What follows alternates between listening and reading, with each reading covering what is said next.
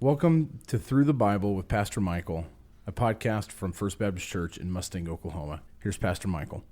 All right, today is June, day 5, and it's another big day.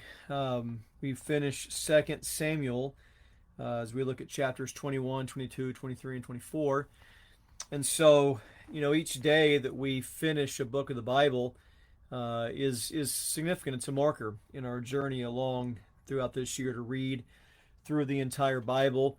I hope that as you are reading with us this year, that you are learning not only just new facts and names and historical events, but more than that, learning what the Lord would want us to know in terms of our obedience. How do we learn from the lessons of the past, the things that people before us did well?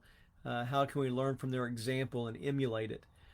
The mistakes they made, the sins they committed. How can we make sure that that's not a part of our life and that we don't repeat or replicate the errors of their ways? And so there's a lot for us to learn. Some of it is just information. Some of what we're learning are just the facts and the story of God's people. And that's good because it helps us to know just what's going on in the story and the narrative of the Bible. But more than that, it's for us to learn how to love the Lord more, how to trust the Lord more. When you see great examples of faith in the Old Testament, let it serve for us as a reminder that we too are to walk by faith. Where we see people in the Old Testament making foolish decisions and sinful choices, let it be a reminder for us to not follow through in that way. We want to be people who live and walk by wisdom, which means that we can watch and observe what's going on and learn from that. Sometimes in life, people learn by wisdom and others learn by experience. Now, it's true, there are some things we'd have to experience, but learning by experience says you watch somebody else put their hand on a hot stove and they burn their hand and they think, well, it won't happen to me. And so they put their hand on the hot stove and they have to experience the consequence of that. Learning by wisdom says, I saw someone else put their hand on the hot stove, and I've learned from that not to do that. And so that's how it is when we're reading the Old Testament. We want to be people who learn by wisdom. We can look at what's going on, see the mistakes and the obedience of other people, learn how to live in blessing, learn how to avoid unnecessary pain in our life. And so we learn not just by experience, having to do it all ourselves, but we learn from wisdom by looking and observing and watching and learning how to live in a certain way. And so as we're reading the Old Testament, I hope that you're seeing what it means to live by wisdom as we learn these lessons from other believers who have lived long before us. So with that in mind, 5 observations. Number 1, a 3-year famine came to Israel as a result of Saul breaking a peace treaty with the Gibeonites. They had made a treaty long time ago in a different book of the Bible. Saul broke that treaty and went into battle, likely with some of his sons. And so now a famine falls onto the land. Secondly, David sings a song of praise for God protecting him and the kingdom. This beautiful song of praise in 2 Samuel 22 that we see also in Psalm 18, a song of praise to the Lord for the Lord's provision and his protection. Third, David's last words to Israel are recorded. That's in 2 Samuel 23. It's not the very last words he would ever say. It's his last words to the nation. Fourth, David orders Joab to take a census of the people, and his motive for doing so displeased the Lord. Now here in 2 Samuel, we don't learn everything that's going on with this census. We'll learn about it later on in the books of the Chronicles. We'll learn more of what was going on behind the scenes. But what we do know is that the Lord was not pleased with this because David's motive in doing the census was not pleasing to the Lord. And because his motive was wrong, the Lord's anger is kindled against him. And he knows that his motive is wrong. 2 Samuel 24, verse 10, I have sinned greatly in what I have done. But now, O Lord, please take away the iniquity of your servant, for I have done very foolishly. And then a fifth observation, a punishment of 3 days with a lethal disease fell upon the people. That was the punishment for the census that David took. 5 applications for us. Number 1, all great leaders lose their strength and eventually decline in skill. That's an application we see coming from 2 Samuel 21 at the end of the chapter when they go off to war and the people tell David, you need to not go into battle anymore. It's what happens as people age. And I think there's plenty of applications we can learn from that for ourselves, that we recognize that great leaders lose their strength. They eventually lose their skill. It's a reminder that God is not limited to just one man. He continues to use different people to do his will. It's a reminder for those of us in leadership that we're not going to be around here forever. So we don't build the ministry upon ourselves because it's not about us. Others will come in behind us and pick up the work. A second application, the Lord hears the cry of his people and moves on their behalf.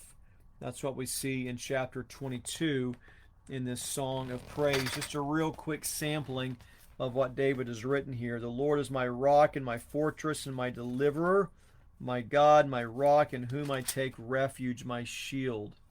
In my distress I called upon the Lord. From his temple he heard my voice. For who is God but the Lord, and who is a rock except our God? You delivered me from strife with my people. The Lord lives, and blessed be my rock, and exalted be my God, the rock of my salvation. For this I will praise you, O Lord, among the nations, and sing praises to your name. So just a sampling of some of the words and the stanzas of that chapter as David acknowledges that the Lord hears the cries of his people and moves on their behalf. Number 3, pride and fear are both poor motives for a leader. When David takes the census, when you think about what would be possible sinful motives for that, well, it could be the motive of pride, of wanting to just know how many people are there and how many soldiers are there and how many valiant warriors are there, and pride in the number of men. Could be a motive of fear, of being afraid that you don't have enough. I think for us, when we think about perhaps our retirement, our savings account, our savings account can lead us to pride because we have so much money saved up, or it can lead us to fear that we don't have enough and it's never enough. Nothing wrong with being wise. We should be wise. We should prepare for the future. We should prepare for a rainy day. We should be prepared for a time when our income slows down. We should be prepared to take care of ourselves and our family on the back portion of our life. But for a lot of people, if they have a lot of money saved up, it becomes pride for them. That's a dangerous motive. For others, it's just never enough, and they become stingy and greedy and selfish, and they don't give anything away. They don't bless others. They just keep everything for themselves because they live in constant fear of what if it's not enough.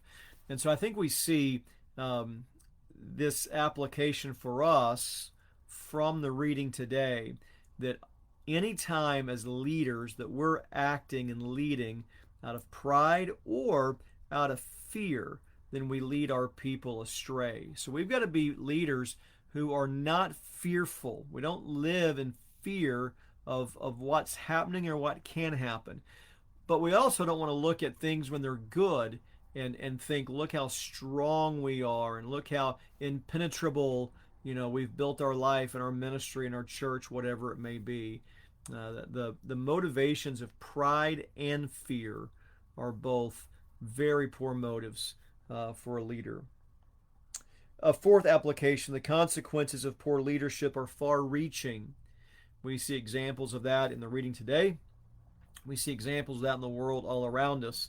The consequences when leaders make bad choices and unwise decisions are far-reaching and impact so many people. And then a final application today, that numbers are not the final measure of faithfulness or success. When David does a census, those numbers are not going to be the final measure of if the Lord's pleased with him or not. Same thing is true in our life. Numbers are not the final determination of if a church is successful. We looked at this before early on this year. You can have a large church that is faithful, or a large church that is very worldly. You can have a small church that's highly faithful and pleasing to God, or a small church that doesn't love people and pushes people away. Nothing inherently good or bad with being a large church. Nothing inherently good or bad with being a small church.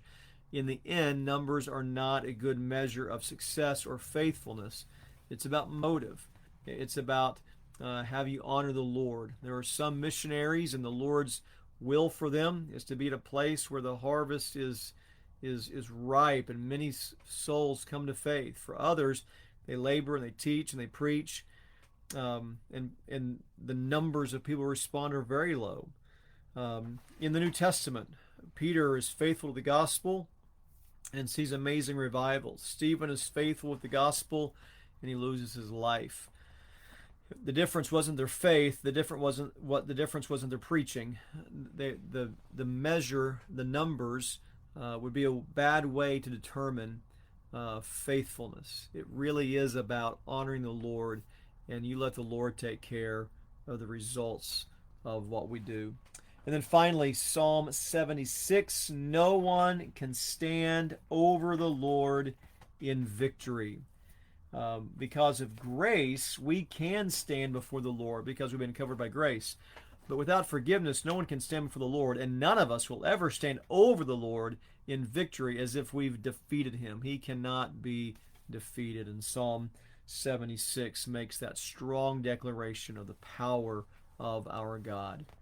Well, great job on finishing yet another book of the Bible. As you have now today, you'll be finishing the entire book of 2 Samuel.